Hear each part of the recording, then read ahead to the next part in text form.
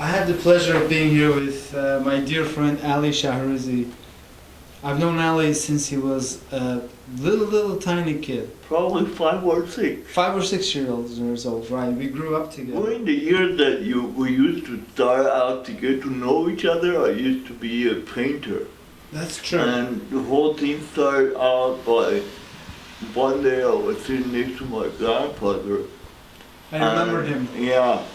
I was telling him to put a dot here, put a dot there, draw a semicircle, draw a line.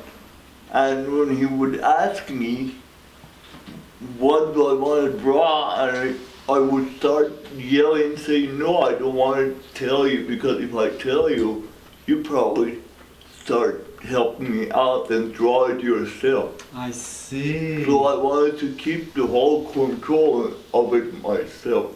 So I was controlling his hand verbally, by telling him put a dot here, draw a line and stuff like that. Right. And it turned into, and I kept doing that more and more, and eventually it kind of turned over to my dad, and then my brother Sean, he started helping me out with that also. And I've done a few oil paints and stuff like that.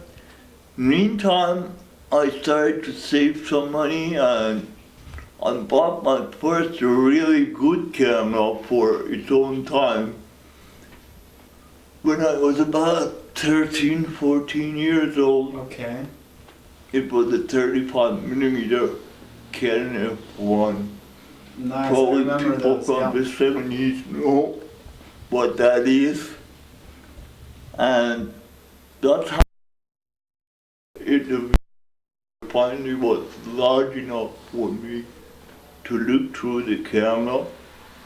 And my brother was holding the camera in front of me and I was saying higher, lower, left, right.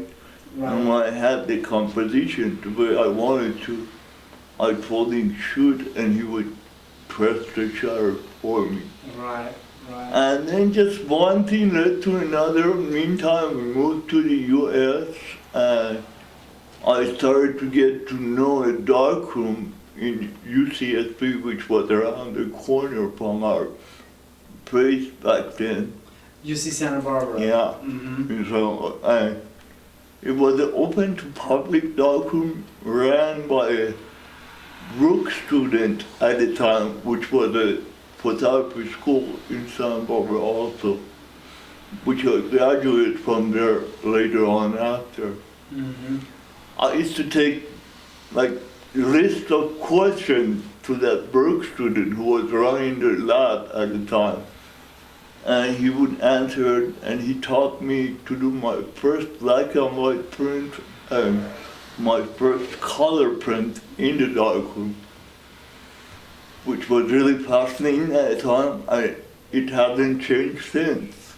It still has been making me fascinated, and it keeps me going. That's all I look forward to. Ali, tell me more about your photography education. Okay, so it happened is obviously throughout high school, I got more and more interested in photography. And I left painting completely because the camera gave me more control. And I just got into a full-time hobby at that point, you should call it. And now it's my whole life, basically. And then after high school, I had the opportunity to go to Brooks. And the way it happened is I started by going to talk to Mr. Brooks' secretary, who was at the time, Mr. Brooks was the owner of the school. And I just told him I can't afford to go to school and pay because the tuition was so high. And I couldn't afford to pay the whole thing and do all the assignments in time and basically meet all the deadlines and stuff like that.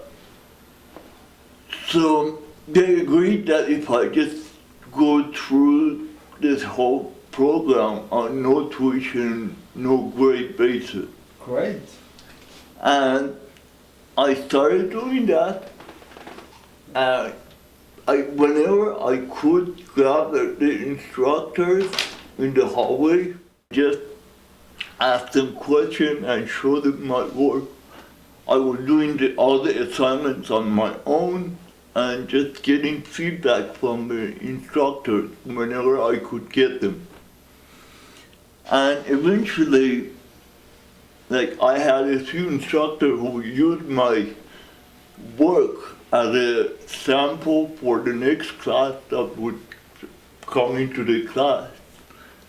And then eventually the word of mouth got together, and I got a phone call.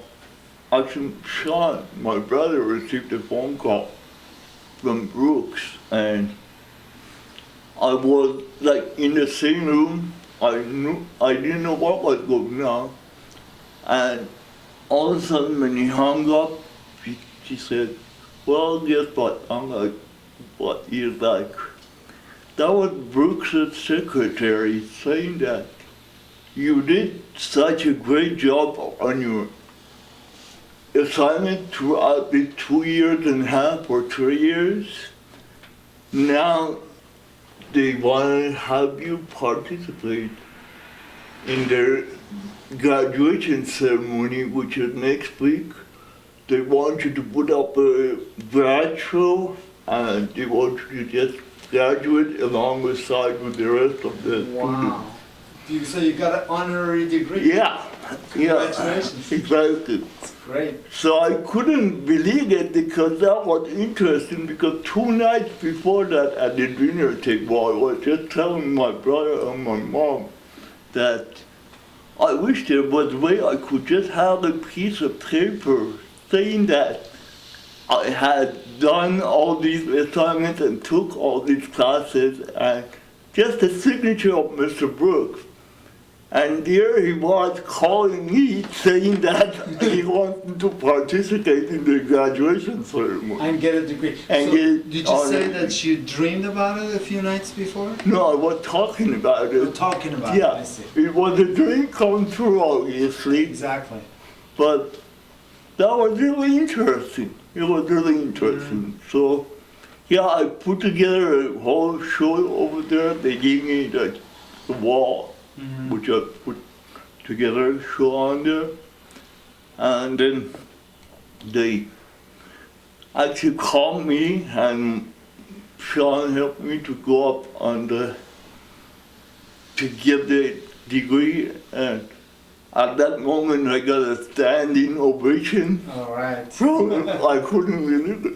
That's great. Well, that you was deserved it. probably a day that I would never forget for the rest of my life. Right. That's great. Anyway, that's what I did up to 1987, and then I kind of started to do as much as I could. I tried and tried to get into commercial market and stock photography market, but obviously there was so many competition that and me having limitation, having to rely on somebody to be at a certain time, be in the right place at the right moment, basically, made it difficult. So I was kind of getting down on it, but I didn't want to give up on it at the same time. So I said, okay, here I am. I'm having a bunch of pictures. Why don't I just go ahead and just go sit in the art show on Sundays. And just how I started to join the fine art board, basically. Where this was at the Santa Barbara Pier already? At Santa Barbara Art Walk, it's called, on Sundays. Right. And I started joining them. And I was there every Sunday for almost 17 years. Oh my God. Yeah, and Right now, basically, I'm on a legal absence, Mm-hmm. but I'm doing other shows Mm-hmm. along the coast, up and down, all the way from LA up to more Bay Area, Mm-hmm. Mm-hmm. and just doing shows and stuff like that. We just did a Beverly Hills show last fall, and I got the first place in the Beverly Hills show in the photographic. I remember this was in the just recently, photography. right?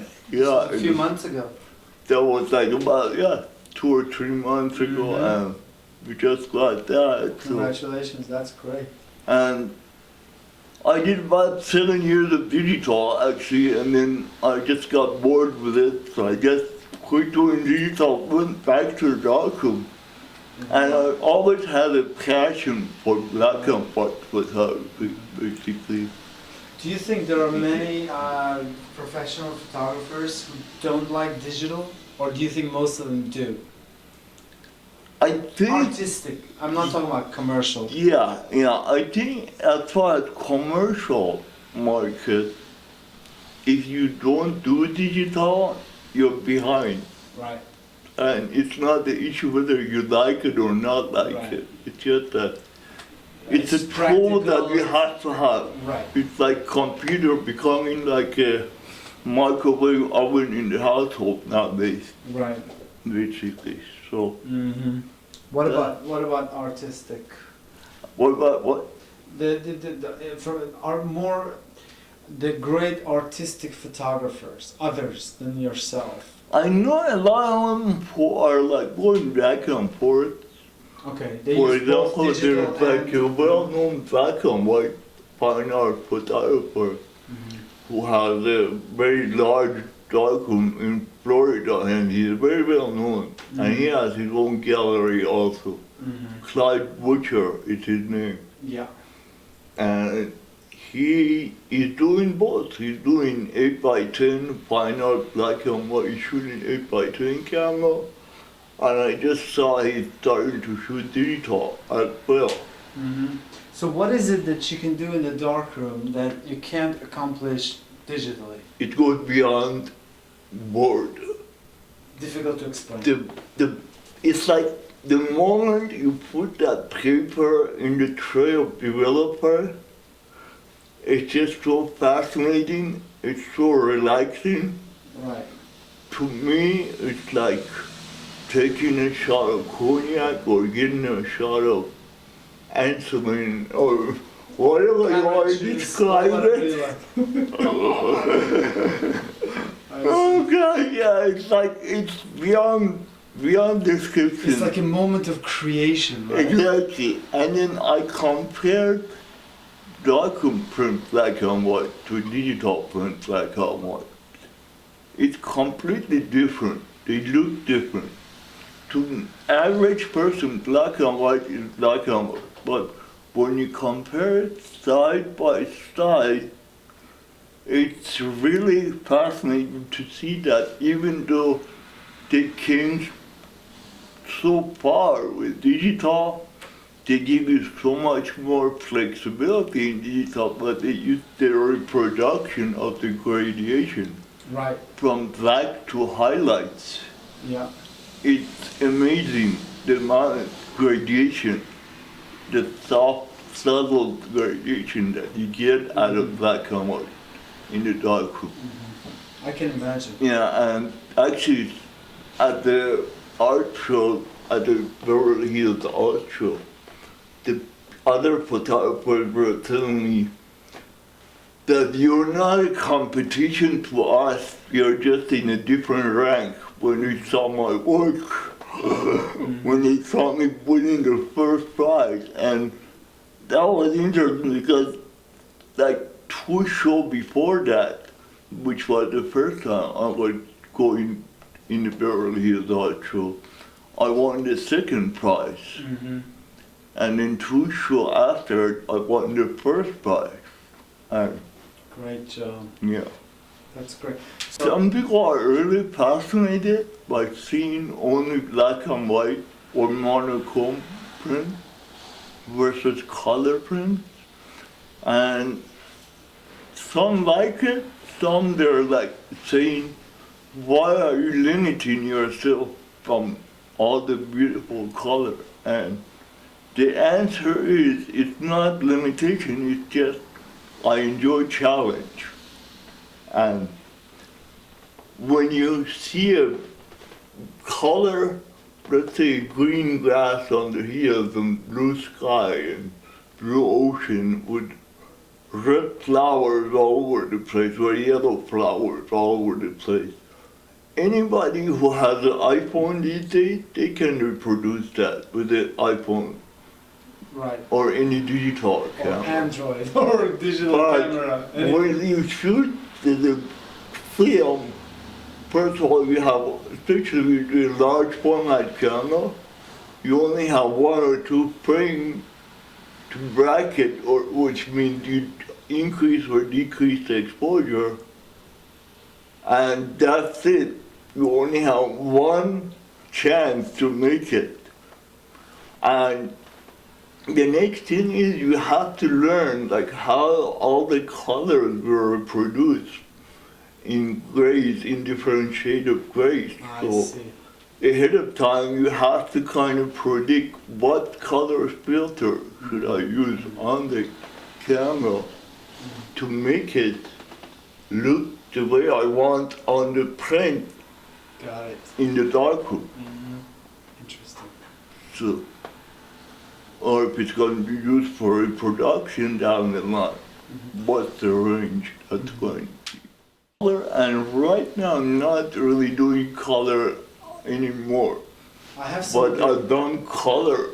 Yeah, I've done most of my life, I should say. I've done color, and black and white has been kind of on and off until about 30 years ago, when Brooks, which is the school I mentioned earlier, where you I graduated from,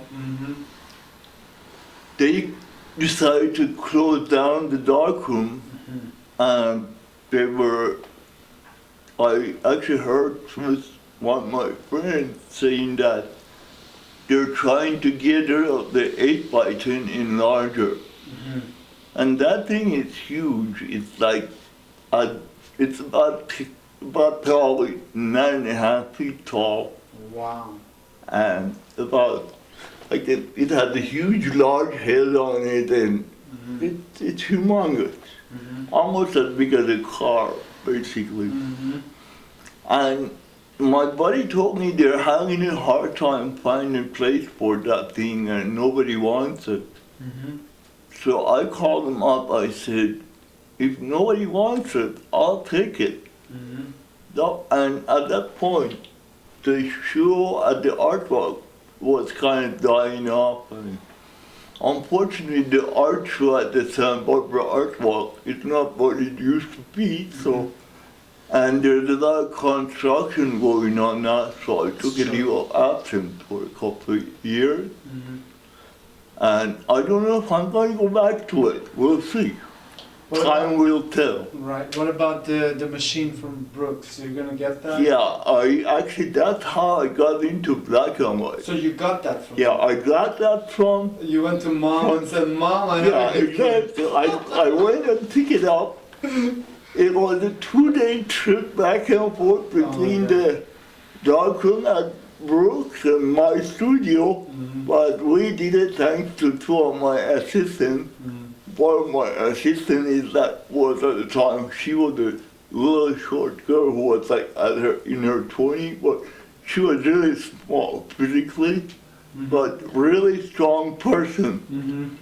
She must have made about 20 trips back and forth between the darkroom and my van, and I was telling her how to take that thing apart and load it in the van, basically. That was really a show by itself. So we did that, and I actually got it in, and they gave me a whole set of darkroom because they were not using it. So they gave me a whole set of darkroom. And I took over it. We put it together in about a couple of weeks, and I started up and running. And once I put that paper in the developer, I was like, wow, I'm glad I got that thing. Really? I It was went this, back right? to it. And the more I did it, the more my computer printer, I had a 44-inch printer at the time. Mm-hmm. The more I went, the more the 44-inch printer just sat there and just not doing anything until finally last year I said, I'm just going to get rid of it. So I sold it, and now I'm doing only darkroom black and white printing and basically So- traditional photography, shooting film and printing onto paper in a silver gelatin print. So you must be one of the best darkrooms in Southern California. I probably have one of the best darkroom. Yeah, you could say that. I have 3 enlargers in there now going, which is interesting because I practically got them for next to nothing or for free. That's A lot of parts and stuff like that came for free, and I just put them together. I had people who were, like, at the time, Brooks students, and they still are working with me. Brooks students are still working with me. And they are really fascinated when they find out there's still darkroom, and they're not teaching darkroom at Brooks anymore. It's That's a only pity, huh? digital. Do you There's only one class being taught a year Nice. that includes darkroom, and nobody knows, like they don't learn it as much as we did. Like they want like cram all the information in one semester that we did like throughout the whole 2.5 year, 3 year program.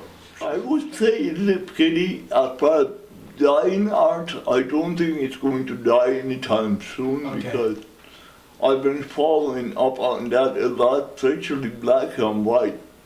Seems like there's more and more people getting into it, and even not for full-time people, just want what is it all about, or how was it used to be, versus now they take the picture with the digital black and white, and Just they like, want to kind of learn that, you know, even Yeah. though they're not going to use it professionally, they're just interested in finding out more about it.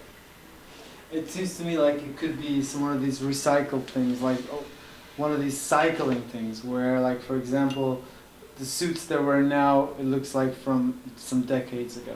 People are now buying records, LPs, you know? Yeah, It's like exactly. certain things just don't die out. Yeah, exactly. It's the same thing probably in some way, yeah. Plus, the record, it's like a collector thing. People are starting to collect, but the art thing is like you have to have some kind of motivation to get in the darkroom, be willing to smell all that chemistry Mm-hmm. and kind of stay in the darkroom for 5 or 6 hours, Mm-hmm. you know, and stuff like that. Talking about motivation, Ali, what are your main inspirations beside, I'm just guessing, nature, beautiful women? Obviously, yeah. Well, they're else? both nature.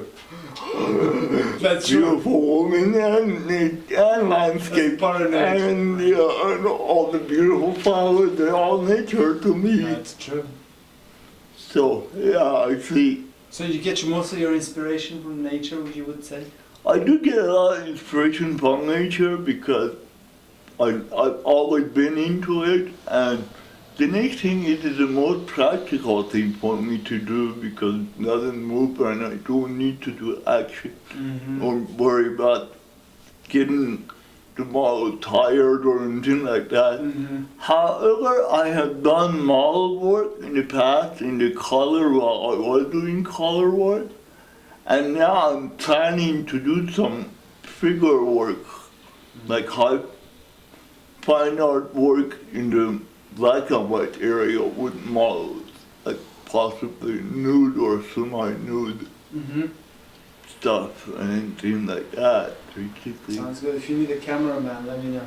I'm sorry? If you need a cameraman, let me know. Oh yeah. I'm sure I have no problem finding assistance for that. Okay, so let's see. So I assume I know you've been an inspiration to many people. I hope so. You want to tell me more about that? You're an inspiration to me. Good. I'm Seriously. glad. Thank you. Good. Seriously. Thank you so. Well, just for the people who are watching this video, just so they know why you're recording me, my hand and it's good to know that my hand and legs don't work. I'm always using someone else's hand to control the camera while I'm looking through the camera or measuring the light. I tell them where to measure the light and what setting I want the camera to be, or while I'm looking through the camera I use their hand to say higher, lower, left, right. Or get into location, I always need someone to drive or push my wheelchair to that exact point so I can get there. And basically all the things that a photographer has to do, I have to use someone else's hand and legs basically for it. Same goes in the darkroom, same thing in the darkroom.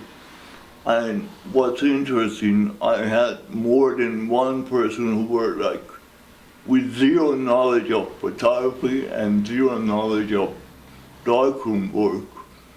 And I trained them to become like great printer, and they just love darkroom now. And there have been a few occasions which we did some digital work. And I actually, it was a couple of weeks ago that we talked, and I said, so we had to do some digital work for an assignment. And he just said, I just asked him, so which one do you prefer, darkroom or computer and digital? He laughed and he said, well, the darkroom is much more relaxing than staring at the computer monitor. I can imagine. So that was really interesting to me.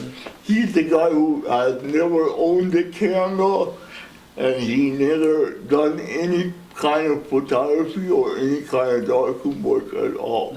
And he's a computer generation kid.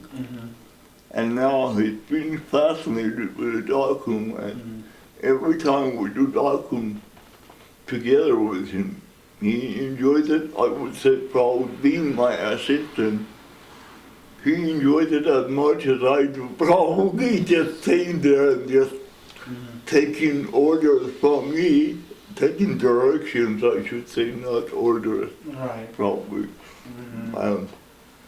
He's just having involved with it. Yeah. I remember, even when you were a kid, you always had these penetrating eyes. Exactly. Right. That's true. That is very true. Yeah. Basically, I was using my grandfather's hand, and now I'm using someone else's hand. But the thing is at that point I was trying to direct the pencil on the paper or paintbrush on the canvas. Now I'm already looking at the light and the figures in the nature or whatever it is, whether it's an architectural work or whatever it is, the composition. I'm just still using someone else's hand, but again, I'm using my own eye to judge the composition and lighting, basically to bring out all the texture and shadow highlight beauty of it, basically. I think aside from the great photography, you're also an inspiration because of your disabilities. Because a lot of people without disabilities, or not with physical disabilities, they go through a lot of difficult times and they don't have the motivation. Now you cannot use your legs and arms, and nevertheless, which are, this is a big disability. Nevertheless, that has not slowed you down, that has not stopped your motivation, right? And this by itself is a huge inspiration. Great, thank you so much. But I think many people, personally, at least the way I think is, you are as disabled as you think you are. Bravo. And if you want to do something, you have find ways, because I've seen people who are like physically less disabled than I am, but they don't even know what direction they want to take in life, or what is it they like to do in life to make them happy when they wake up in the morning, or what should they go after.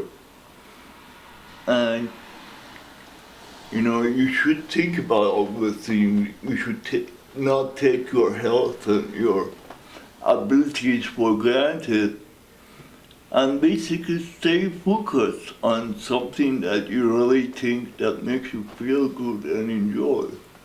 And the rest of it eventually will fall into place. Wow. Yeah.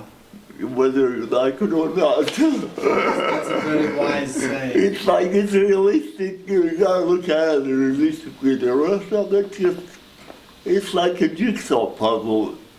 If you put the wrong piece in the wrong place, no matter how much you press on it, it doesn't fit.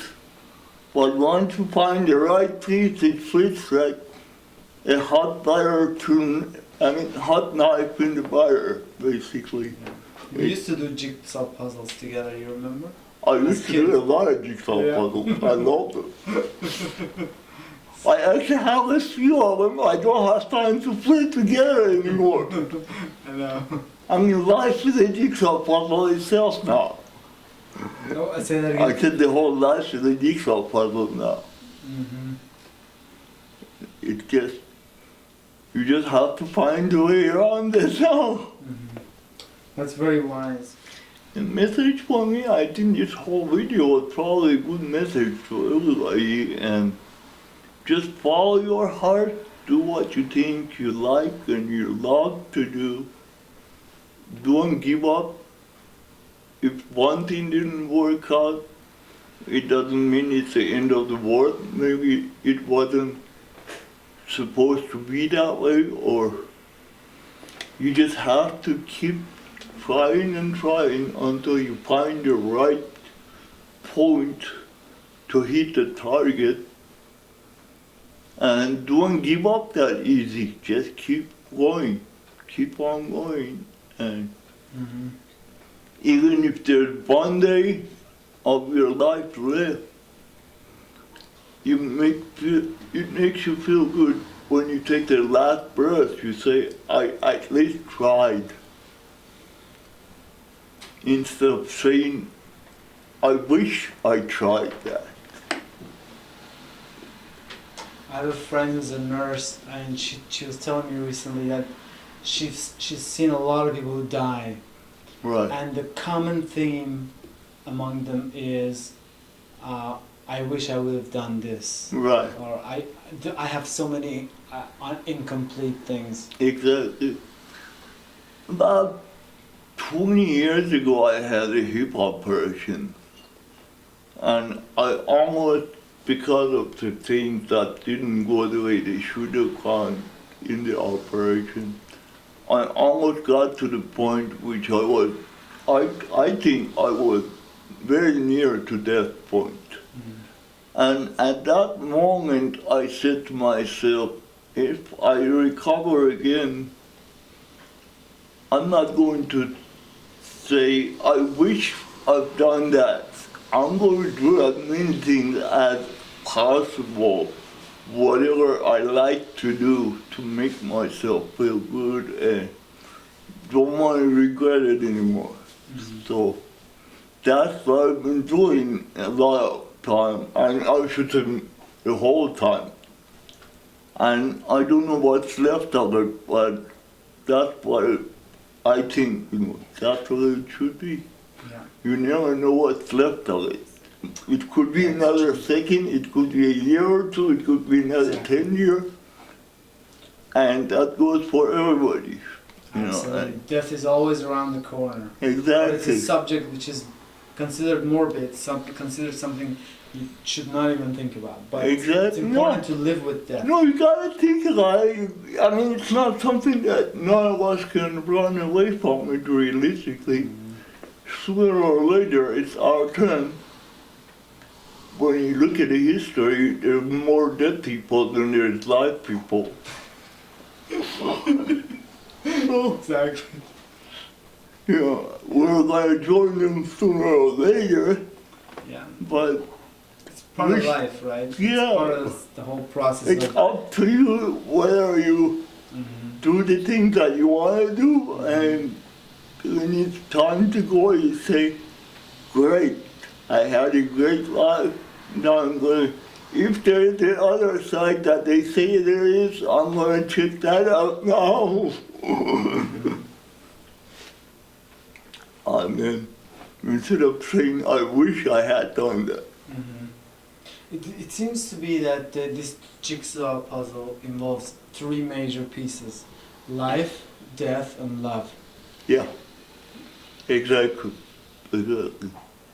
So The cannot- love part is the hard part to find, but when you find it, it's really rewarding. well, It's really, in today's world, it seems to be that way. That there is not enough love to quote I Phil think Collins. that, But go ahead. I think one of the things that people are really getting themselves tied down to is they think having a relationship is the only way that they can find love. I'm in love with my photography, Exactly. and it doesn't bother me one bit that I don't have a girlfriend or whatever. I mean, Yeah, I'm the same way. I'm not gay or homosexual or whatever. I'm not against them, don't get me wrong, but Right. I'm completely heterosexual, but I enjoy looking at beautiful girls and beautiful figures, but at the same time, having a girlfriend or relationship, it's not guaranteed to be the sure shot lasting relationship or love. That's But true. I know my camera on my darkroom never will cheat on me. Well, cheating. They're always there for me. Well, yeah, but there's a difference. I don't know. I have trouble with this word cheating. But like my guitar would never let me down. Exactly. That's a good way to put it up. They never let you down. Yeah. They're always there when you feel like doing it, and when you're tired, they let you take a break of it, you know. Yeah. You don't have to. And a lot of what people call love in relationships is not really love, like being jealous. They I think they're you know, a lot of people think like possessiveness is love, but it's not really love. right. Now, on the other hand, love is a universal force. Right. It embraces everything. It's so present. I It's think the the love essence. is not only just for girls and boys and just having sex and all that. It's just having a friend, just a good friend. It could be a great thing to have. Like, Yeah. I have a few assistants who are with me, and they say they love me and I love them. They come and help me out, and we go for beer sometimes, and they're the kind of people I like. I always talk photography with them while we're together, and they never get tired of it. Versus someone else who's not interested in photography, which I don't blame them because they don't understand what I'm talking about. But they get tired of me if I keep repeating myself about photography, like talking about camera and lenses and enlargers or whatever. So I agree. Good friends is like one of the absolutely most precious things in life. Exactly. A lot of my assistants are becoming good friends of mine. And we just get along very good together when we're together. Whether when we're working together or when we're just hanging out sometime for an hour or two, just doing shoots or something like that, yeah.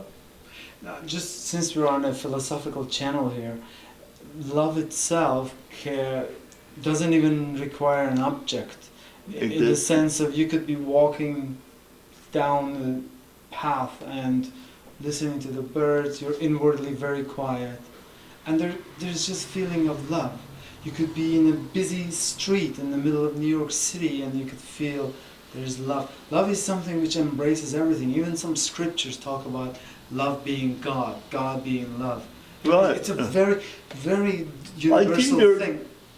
Those kind of people were like pushing God being love, love being God. I think I have nothing against them, but I think they're trying to fill out a gap in their life and they're trying to push that to other people also. Well, actually, on this, I've seen a lot of people who try to push scriptures on others, Exactly. but I have not really met anybody who is trying to push this idea of love being God on anybody. Yeah, exactly. I was just using that as an example to demonstrate that, at least the way I see the world, love is a universal power and it's so present. It is. Nevertheless, in our world today, it seems to be there's a shortage of it because the world has become too thought dominated. Right. You see what I'm trying to say? Right. Exactly. And in societies where thought is a dominant force and thought has a right place in life for like making the trams go on time and so on and so forth. Right, exactly. But then when it enters other areas like relationships and all these things, then it wreaks havoc. Internally and out, not just relationship with others, but right. psychologically, inwardly. Right. That's why in societies which are very thought dominated, there's a very high rate of suicide, for example. Because Right. people exactly. are misusing that tool, which is meant for practical, technical, mechanical things. Exactly. They're using that for, you see what I mean? For Right. misapplication. Exactly. And our educational system is at fault. Right. And traditions, because they've always emphasized thinking, because there's an element of security in it. Exactly. But it's a false sense of security. Exactly. The real security comes when you stop looking for it. Right. I've been with a lot of those people, some of them in my assistant actually, in the past when I was doing like the art walk on Sunday. I always need somebody to sit next to me. You've been there yourself. Yes, I've met some of them. You met some of them. And some of them have been really insecure. Like I had a guy who was trying to become a lawyer and apparently he didn't pass the bar exam and he wanted to go pass the bar exam again. And then he was like, keep reading philosophy book. So I asked him, don't you have to go take the bar exam 2 months from now? He's like, yes, but I'm going to finish this book first. That's what my parents told me also, but I have to finish this book to motivate myself to be able to go past the bar exam. So he finished the book, and then the next week I saw him, he brought a new book. Another philosophy book. Yeah, another philosophy book. So I think he was using those books basically as a crutch for get away from reality. Yeah. And trying to use that reading philosophy book stuff to say, no, I don't want it. And I think in reality he was not really wanting to become a lawyer. He just was probably one of those who was brainwashed by his parents that, oh, when you grow up you should become a lawyer, you can make a good lawyer and stuff like that. So he went to school for it and he probably had a bad experience with it. And his heart wasn't in it. Yeah, exactly. So he was avoiding it. Exactly. His heart was far away from it. Yeah. It wasn't even in the doorway. It's not in it. Not to mention. There's a philosopher who said that most of the problems in life is because because people don't go straight at it. Right. Because you got a problem, you gotta go straight at it. Exactly. When you have a plan, even if you have to take a break into it, you have to stay focused with it. It should be on the back of, even if you're doing something else, it should be in the back of your head. Exactly. So It's all about that you don't lose touch with it, basically. I just want to look at something here, make sure I don't have any other questions. تو هم اگه چیزی تو ذهنت میاد let me know.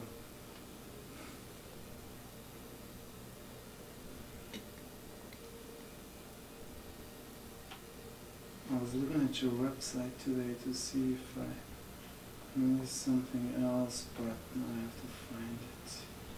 دیگه راجع چیز دیگه نمیخوای صحبت کنی شهریار جان؟ ها؟ راجع چیز دیگه نمیخوای صحبت کنی؟ خودت بگو. Okay, basically right now I'm doing road shows which takes a lot of work and a lot of assistance and makes it hard for me. I have to go through a lot of budgeting which a independent, or I should say more independent person doesn't have to go through. So if anybody sees this video or any group of people who sees this video who think they can benefit from it, I'm willing to work with some people who would, if they could provide me with a gallery space, and I'm willing to work in any way they want to.